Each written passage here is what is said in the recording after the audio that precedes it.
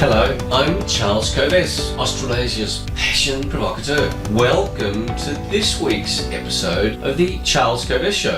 Whether you're watching on YouTube, where you get a special thrill, or you're listening to the podcast. In this week's episode, it's episode 100, and we're celebrating. Look, I've got my lei on, I've got my 100 balloons. I've got another one. Julie's here celebrating. I've got another 100 to celebrate up here, and another bonus. We've got sparklers, and as you're looking at the sparklers, and we're celebrating 100 in this week's episode, I explore the value of celebration for us as human beings. And I celebrate getting to 100 shows. Who knew when I started on this journey 2 years ago with Julie as my producer-director? Celebrations are part of human nature and a crucial element to the human spirit. Celebrations help us deepen relationships with people around us. It's a whole new dynamic when you're with people, when you're celebrating. Celebrations have a deep impact on your subconscious mind that drives you forward in challenging times.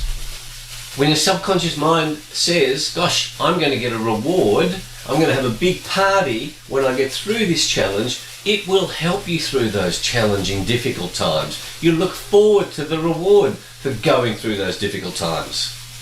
When we fail to celebrate, we are ripping ourselves off. Stick around, and I'm sure after this episode you'll spend more time organising your parties and celebrations. So, dear regular viewers and listeners, we've changed the format of the show. We now have the foundational basis and the philosophical basis for this show at the end of the show, so you can get into the meat of the content each week more quickly. My background and the philosophy that drives me will also now be included at the end of each show. So what's happened this week on the planet and in my life? Well, shock upon shock, Shane Warne, legendary cricketer, died yesterday. And the day before that, Rod Marsh, legendary cricketer, died. Both of them unexpected. I say to you, there's going to be many more unexpected sudden deaths of famous people. And I say that these deaths are jab related, everybody. Stop ignoring the evidence. I will give you the link to a wonderful, very sad website that has hundreds of pictures of top sports people and athletes who are seriously injured or dead. In their teens, in their 20s, all of them jabbed. Now you might say, oh, you're just on about it, you're just carrying on because I've got people around me who haven't died. That's true. These jabs, and they're different versions of them, remember, are genetically specific. They don't attack everybody, certainly not the first time, the second time. I have heard, and we'll wait for this to come out, that Warnie had his third jab to get into Thailand for his holiday break. So you are playing Russian roulette by allowing anybody to have these jabs. They're genetically specific, and the vials themselves, they're all different. I have the evidence, I can share it with you, of different vials producing different, hugely different levels of adverse events. These jabs have the greatest number of adverse events of any jabs that have ever been foisted upon a public. So Shane Warne, I have no doubt, and his family's asking for an autopsy, for his body to be brought back. The Thai police are going to be doing that autopsy. But stop ignoring evidence, everybody. Stop ignoring the evidence. This claim of this virus, how dangerous it is BS. I've been saying it for 2 years.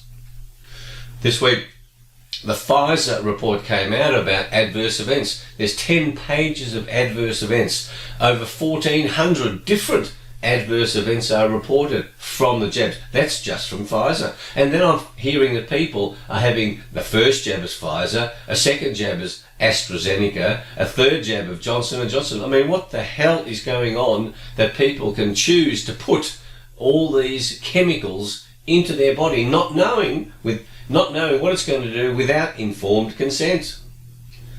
And at the same time, with all these record numbers of adverse events, pharmaceutical companies are raking in the profits, raking it in like it's extraordinary. Until these pharmaceutical company executives go to jail, this behaviour will continue. Ukraine is also happening during the week. War, front page headlines, World War III, Europe is not going to be no more. Everybody, if you rely solely on the mainstream media for your information, you are grossly misinformed. The mainstream media is at it again. Get your information from various sources. Don't rely on the mainstream media. They are corrupted. They are not in the business of properly informing us.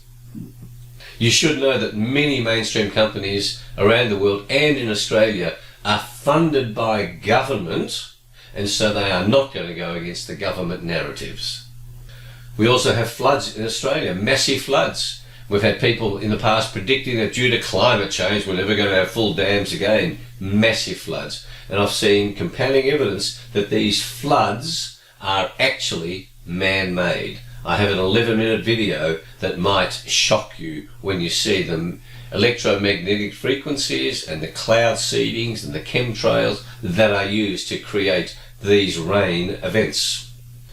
The response by the Australian and state governments has been pathetic to these flood events and the trauma being suffered by many Australians, and I'm pleased to see that on the weekend the governments ramped up their activities. But I've got friends in northern New South Wales who have been badly done by in terms of the lack of response by government. So where all this leads is to embrace Buckminster Fuller's principle of being comprehensively informed. You need to be comprehensively informed to know what's going on. And in the meantime, I've been having my global meetings 5 days a week, legal groups, doctors and scientist groups. I get the best information available. And I just want you to understand, why is it that no government officials will have a debate against any of the experts speaking out against the government narrative? Why is that? That's not science. That's propaganda. That's censorship. That's criminal hiding of truth.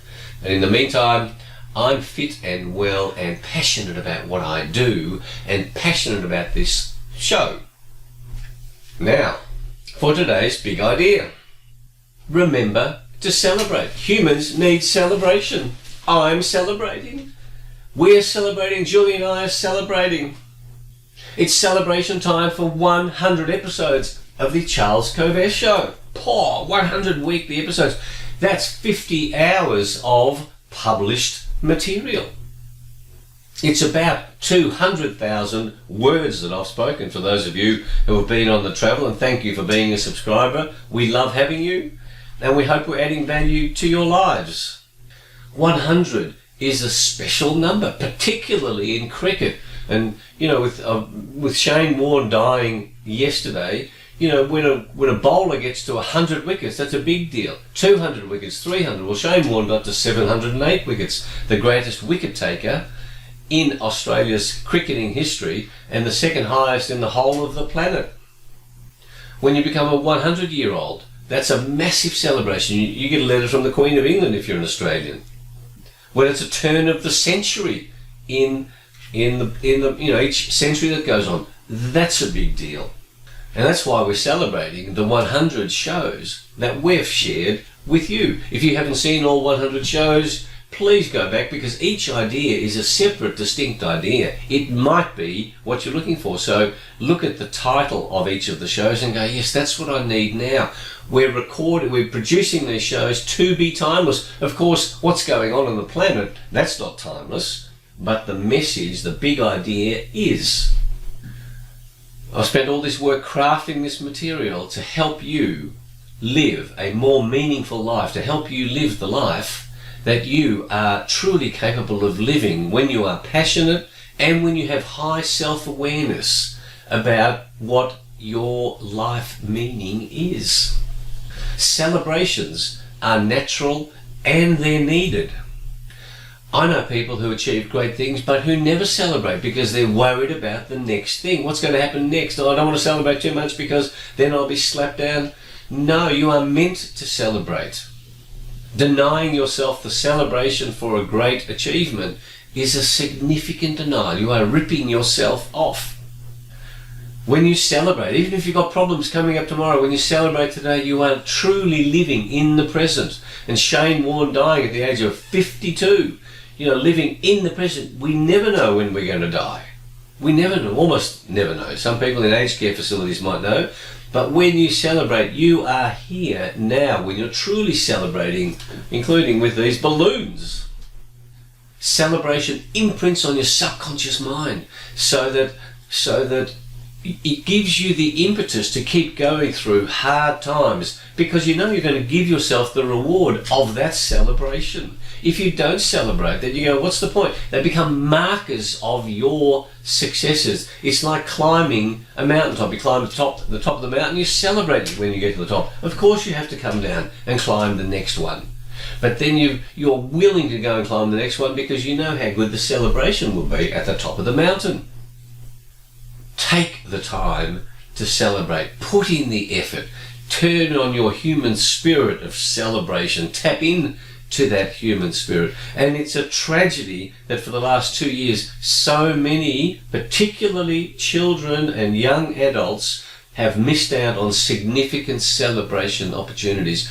I say that's going to be a massive psychological impact. On top of that, we've failed to celebrate people's lives who have died over the last 2 years due to outrageous, fraudulent decisions by government, driven by not science but by other agendas. So many lives have been significantly negatively impacted because of the inability to celebrate. So be aware of that. Now is a time. Don't celebrate the end of mandates, because that hasn't ended, because these governments all around the world are still playing funny buggers. But you have the opportunity. Celebrate and remember what it's like to be a human, and fight for the right to celebrate. Push back against governments that don't want to give you the right to celebrate. And we are celebrating. Now, some resources to help you reinforce this week's big idea. My song for you might not be a surprise. Celebrate good times. Come on! I can't sing this one very well. There's a party going on right here, a celebration to last throughout the years. It's a great song. Celebration times. Come on! So there you are. That's the song. The book of the week. Excellent book by Todd Henry. Die Empty. I love the red on the title. Die empty. Unleash your best work every day. You have a limited number of days on earth. This book sends an urgent message. Make them count. That's what this show is about. Make your life count. My spiritual tip for you. Celebrate and observe the different spiritual connection that you have with the people with whom you are celebrating. Just like I celebrate drinking coffee. Celebration builds new connections at a spiritual level. My health tip for you is to drink, I got onto this recently, pine needle tea, readily available. Pine needle tea. It builds your immune system. My quote this week is from Helen Keller, that amazing American woman. Blind, mute, deaf. Imagine that. And she wrote, security is mostly a superstition. It does not exist in nature, nor do the children of men as a whole experience it. Avoiding danger is no safer in the long run than outright exposure. Life is either a daring adventure or nothing. What a beautiful quote. You've often seen that last line, but the first part is so important. Avoiding danger is no safer in the long run than outright exposure. Stop living your life in this fear of what might go wrong, looking for security. It does not exist. It exists inside you, in your capability to embrace whatever is happening, accessing the energy that's available to you from passion. Now, time for a joke about celebration. An Irishman, Murphy, went to the doctor after a long illness. The doctor, after a lengthy examination, sighed and looked him in the eye and said, some bad news for you. You have cancer and it can't be cured. I'll give you 2 weeks to a month. Murphy, shocked and saddened by the news, but of solid character, managed to compose himself and walk from the doctor's office into the waiting room. There he saw his son, who'd been waiting. Murphy said, son, we Irish celebrate when things are good and celebrate when things don't go so well. In this case, things aren't so well. I have cancer and I've been given a short time to live. Let's head for the pub and have a few pints. After 3 or 4 pints, the two were feeling a little less sombre. There were some laughs and more beers. They were eventually approached by some of Murphy's old friends who asked what the two were celebrating. Murphy told them that the Irish celebrate the good and the bad. He went on to tell them that they were drinking to his impending end. He told his friends, I've only got a few weeks to live, as I've been diagnosed with AIDS. The friends gave Murphy their condolences and had a couple more beers. After his friends left, Murphy's son leaned over and whispered his confusion. Dad, I thought you said that you were dying from cancer. You just told your friends that you were dying from AIDS. Murphy said, I am dying from cancer, son. I just don't want any of them sleeping with your mother after I'm gone. Go the Irish. Is that a good gag? How today's big idea can make a difference to your life into the future. A life that I believe is meant to be all that you are capable of making it. My aim for this show is to provoke you and inspire you and motivate you to examine your life now and to keep doing so for the rest of your life. I invite you to subscribe to the podcast, to the YouTube channel. If you enjoy it, please share this with your family, with your friends, with your work colleagues. Sign up for Passion Points to Ponder at covest.com and charlescovest.com. Discover more about the Self-Awareness and Passion Quest, an in-depth executive coaching and mentoring program conducted one-on-one with me that will transform your experience of life. You can find out about that program at charlescovest.com. Visit covest.com for corporate programs and public programs. You can access my books, Passionate People Produce and Passionate Performance, at both of those websites. If you are new to the show, stick around for the next part where I share our foundational principles and my background. Again, thanks for watching or listening or both. And until our next show, may your week be full of passion, laughter, fun, fulfillment, and challenge that helps you learn and grow and to embrace this wonderful gift that we have called life. Vale Shane Warren. See you next week. Thanks for being with us. Bye.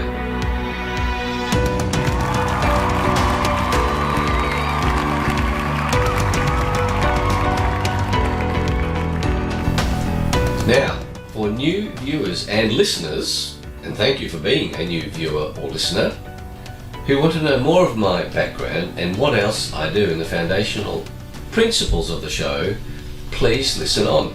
Since 1993, when I left a legal career that I loved to do this work, I have been educating, inspiring, motivating and provoking audiences to live a life of passion, to discover their passion.